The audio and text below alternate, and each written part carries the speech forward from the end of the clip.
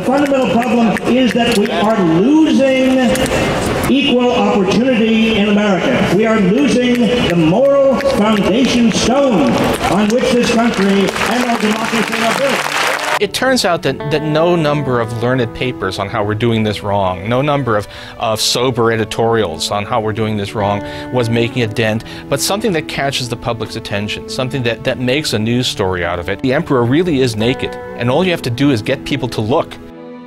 In 2008, the United States economy experienced a nearly unprecedented crisis due to a perfect storm involving banking deregulation, complex derivatives, financial mismanagement, and larger systemic causes. 3 years later, people rose up in protest. It was an organic national movement called Occupy Wall Street, and its members chanted, "We are the 99%, saying that our system was broken, gamed by the wealthy and powerful.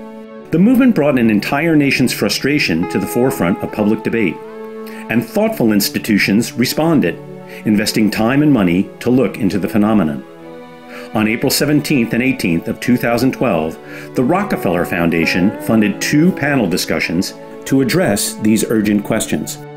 It's not hard to see why people might be outraged by Wall Street. There are real reasons for people to be on the streets. These firms were rescued because they were said to be too big to fail. And they've gotten even bigger and even more dangerous to the system since then. Again, we see an instance in which what straightforward economics was hampered by the political. It was all deficits, which is the wrong subject, and no talk about jobs. So what happens is the more creative people and the people who can't be replaced because they do drudge work, which cannot be replaced by machine, those are the kinds of jobs that are emerging. The middle is hollowing out. That's a problem. We won't have a recovery in the housing market unless people can go out and buy new houses, and if they're too saddled with student loans to do that, the whole thing is interconnected in a very frightening way. When you have the global imbalance, this huge inflow of funds, exactly who gets the hit? In the United States, we have a system in which those who are worse off get the hit, and it doesn't have to be that way. Something has gone pretty seriously wrong, and not just in the US, but also to a substantial degree in other Western democratic countries. And then a group of people started camping out in Zuccotti Park, and all of a sudden the conversation has changed significantly towards being about the right things. It's kind of a miracle. Just kind of a question of why now? And I think the answer to that is that the pain had to accumulate to the point where people felt they needed to do something about it. It was mostly young people, and most of them were people who'd gone through the educational system, who were deeply in debt, and who found it completely impossible to get jobs. I mean, these people have really feel very strongly that they did the right thing, they did exactly what they were supposed to. The system has completely failed them, and they're not going to be saved by the people in charge. Where did all the money and resources go? Straight to the top! These times, as has already been pointed out, have occurred before at the beginning of the last century and in the 1930s and onwards into the post-war period, when we need rather radical reforms to protect, as I see it, the market from politics and politics from the market.